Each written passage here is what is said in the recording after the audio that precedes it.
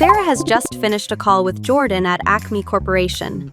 He is interested in the business plan. Sarah opens Salesforce, moves the opportunity to proposal, and records Tuesday as the next follow-up date. She then opens Gmail and sends a personalized email. Finally, she opens Slack and updates her sales team. Sarah repeats this same workflow throughout the week. Chrome Readiness Assessment identifies this repeated workflow and shows how often it occurs, how much time it consumes, and its automation confidence level. Using this insight, the admin creates a multi-step sales follow-up agent in Gemini Enterprise.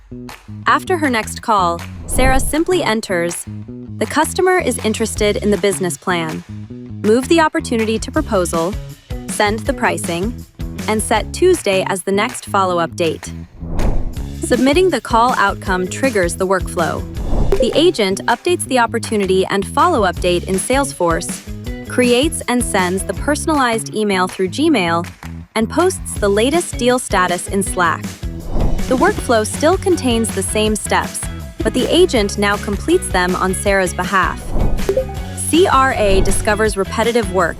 Gemini Enterprise helps automate its execution.